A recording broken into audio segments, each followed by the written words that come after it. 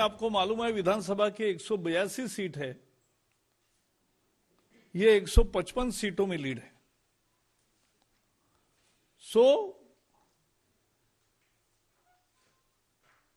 अगर ये नतीजों का विश्लेषण विधानसभा के चुनाव क्षेत्र के अनुसार करेंगे तो ये 155 सीटों पर बीजेपी को बढ़त मिलती है। आपको मालूम है गुजरात में हमने 2017 का चुनाव जीता और हम 38 साल से सत्ता में है, एक ना एक प्रकार से। पहले कोएलिशन में थे, बाद में हमारी सत्ता बनी अनइंटरप्टेड। इतना समय जनता का विश्वास मिलना और वो बढ़ते जाना, ये एक राजनीति में बहुत अद्भुत करिश्मा है। बीच में जो लोकसभा के 2019 के चुनाव हुए, 26 के 26 सीट जीते, 8 उपचुनाव हुए विधानसभा के, उसमें भी, और वो कांग्रेस के थे सीट्स जहां बीजेपी नहीं जीतती थी, और वो 8 के 8 सीटों बीजेपी ने जीत ली। और ये चौथी विजय है स्थानीय निकायों का, बहुत जबरदस्त है। नगर पालिकाओं में भी 81 नगर पालिकाओं में, क्योंकि ये सेमी अर्बन एरियाज है, तो 81 नगर पालिकाओं में 72 जगह बीजेपी जीती है नगर पालिकाओं को, और कांग्रेस को केवल 1 मिली है। और उसमें भी कांग्रेस की दुर्दशा समझने लायक है। 18 नगर पालिका में उनको 0 सीट मिली है। 52 नगर पालिकाओं में वो 10 का आंकड़ा भी पार नहीं कर पाए। केवल 12 नगर पालिकाओं में वो 2 डिजिट में है। तो ये जो निर्णय है, और उसके भी कुछ और पहलू है। कांग्रेस ने पूरी ताकत लगाकर इस बार अपने दिग्गज नेता, कुछ विधायक तो खुद खड़े रहे नगर पालिका के चुनाव में, और कुछ उनके परिवार के सदस्य खड़े रहे, लेकिन ऐसे सारे उम्मीदवार हार गए। गुजरात के आणंद जिले में पेटलाद सीट पर कांग्रेस की विधायक है निरंजन पटेल। वो नगर पालिका के चुनाव में 2 सीटों पर चुनाव लड़ रहे थे, क्योंकि उनको यकीन था कि एक जगह ही आऊंगा, दूसरी जगह नहीं आऊंगा, लेकिन दोनों जगह हार गए। नगर पालिका seat, a sitting Congress MLA loses in his own constituency in municipal elections. दूसरे एक विधायक अश्विन कोटवाल, उनके पुत्र लड़ रहे थे, वो भी हार गए। तीसरे एक विधायक है विक्रम माडम, और पूजा वंश चौथी विधायक, और एक 5वें भी है पूनम भाई परमार। इनके भी फैमिली मेंबर्स चुनाव पूरी तरह से हार गए हैं। अर्जुन मोदवाडिया जो पूर्व अध्यक्ष है, अभी राज्यसभा में है, उनके भाई ने चुनाव लड़ा, वो भी हार गए। जो वहां भारतीय ट्राइबल पार्टी है, नई पार्टी है, उसके अध्यक्ष है छोटू वसावा, उनके पुत्र दिलीप वसावा भी हार गए। और पूरे ट्राइबल बेल्ट में ये चुनाव हुआ, और ट्राइबल बेल्ट में सभी जिला परिषद, पंचायत समिति और नगर पालिका क्षेत्रों में भारतीय जनता पार्टी को शानदार सफलता मिली। और इसलिए इसका अर्थ क्या है? इसका अर्थ है कि लोगों का नरेंद्र मोदी जी पर प्यार और विश्वास कायम है। इन चुनाव नतीजों का अर्थ है कि विकास और काम के लिए मतदाता वोट करते हैं। इस विजय का अर्थ है कि ये किसानों का वोट है। किसान खेती के सुधारों के साथ है। यह ऐसी विजय नहीं मिली है। कांग्रेस ने पूरे ग्रामीण इलाकों में केवल एक मुद्दा चलाया, खेती के नए कानून। यह तो मूलभूत सुधार, अच्छे सुधार है, किसानों के फायदे में है। गुजरात का वर्डिक्ट आ गया कि यह किसानों के फायदे में है। और कांग्रेस ने तो नगर निगमों में और नगर पालिका में गैस, कुकिंग गैस लेकर एलपीजी गैस का ही स्टेज बनाते थे और एलपीजी गैस पर ही माइक रखते थे। सब नाटक की है, लेकिन कुछ दाल नहीं गली, कुछ भी नहीं साध्य हुआ। निगेटिव कैंपेन जनता को पसंद नहीं है। और जिस तरह से कल या पिछले सप्ताह जिस तरह से असम में राहुल गांधी ने गुजरात की बदनामी की, गुजरात के व्यापारी, ऐसा कहकर जो असम में भाषण किया, यह निगेटिव कैंपेन जनता को पसंद नहीं है। और यह हमारी जो पार्टी सीआर पाटिल अभी अध्यक्ष है, सीआर पाटिल के नेतृत्व में जो टीम है, उन्होंने जो पन्ना प्रमुख,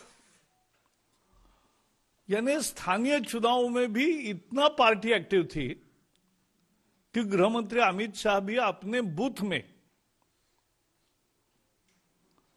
अपने बूथ में पन्ना प्रमुख, एक पन्ना उनके पास है, यानी 25 मतदाताओं को बुलाकर उनको वोटिंग के लिए आग्रह करना, यह काम हमारे गृह मंत्री भी करते हैं। तो ये बीजेपी है।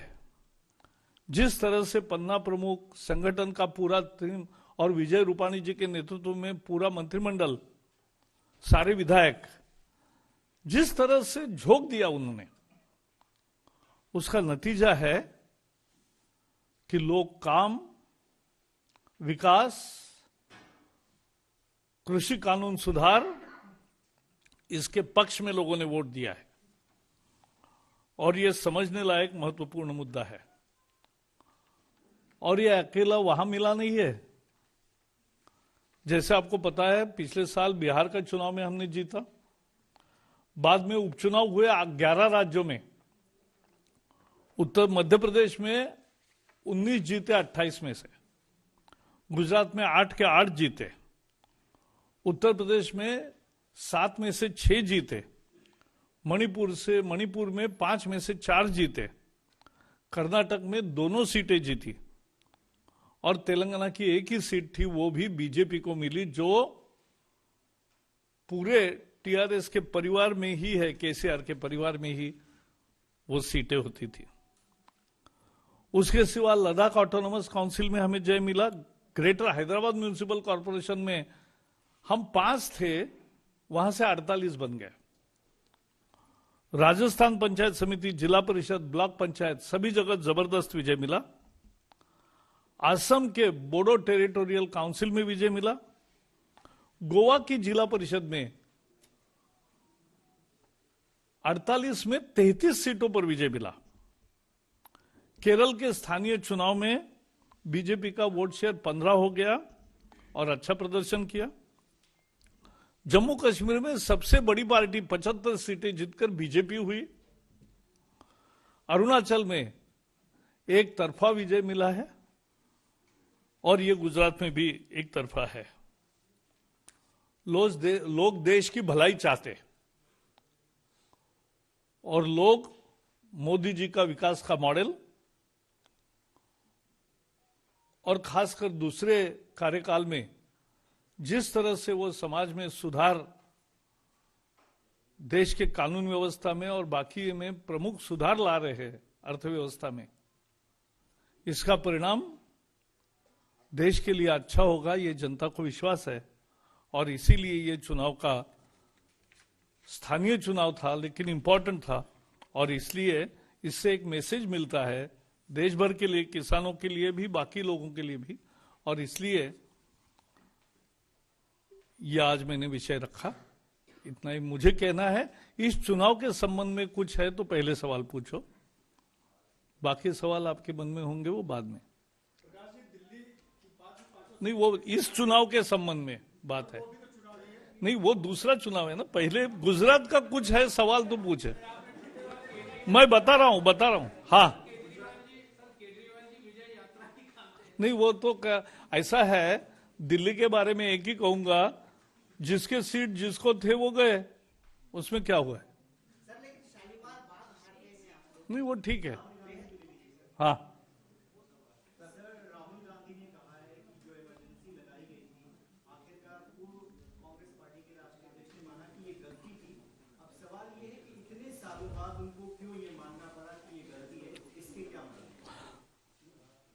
इस पर मैं आज ज्यादा टिप्पणी नहीं करना चाहता। उसका जो अगला वाक्य है वो बहुत महत्वपूर्ण है। वो है कि उसमें हमने इंस्टीट्यूशन को कोई तकलीफ नहीं दी, सारे इंस्टीट्यूशंस बंद किए, सारा संगठन की आजादी खत्म की, सारे पार्टियों पर एक तरह से बैन आ गया, सारे एमपीज और एमएलएज को भी गिरफ्तार किया, लाखों लोगों को बंदी में डाला, और उसके साथ साथ न्यूज़पेपर की आजादी खत्म की। इंस्टीट्यूशन को हमने नहीं बिगाड़ा, यह कहना हास्यास्पद है। राहुल गांधी पर ये सर, राहुल गांधी ने आरएसएस की तुलना पाकिस्तान में जो कट्टरपंथी मदरसे हैं जो जिहाद सिखाते थे उनसे की है, और कहा है आरएसएस एक खास तरह की विचारधारा। राहुल गांधी को आरएसएस समझने में बहुत समय लगेगा।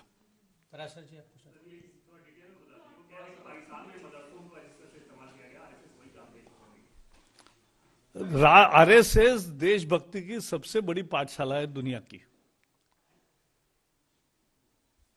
और इसलिए दुनिया में उसका आदर है, और भारत में इसकी भूमिका है लोगों में अच्छा परिवर्तन लाना और लोगों को देशभक्ति के लिए प्रेरित करना। यही संघ करता है। कांग्रेस ने ट्वीट किया है कि नेताजी ने जिस तिरंगे की लड़ाई लड़ी, आजादी के बाद विभाजनकारी मानसिकता ने उस तिरंगे को नकार दिया। सीधे तौर पर आपके ऊपर सवाल। ऐसा है, कांग्रेस अब ट्वीट करने वाली ही पार्टी रह गई है, तो उसका क्या जवाब दे? क्या परफॉर्मेंस है? What made such difference?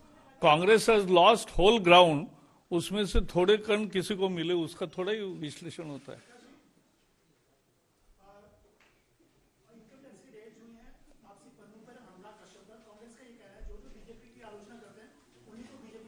ये तो हद हो गई। जिसका भी बारे में इनकम टैक्स या जांच एजेंसियां को जानकारी मिलती है क्रेडिबल, उसी का जांच एजेंसी जांच करती है और बाद में कोर्ट में ही मसला जाता है। ऐसा थोड़ा ही है। तो बहुत बहुत धन्यवाद।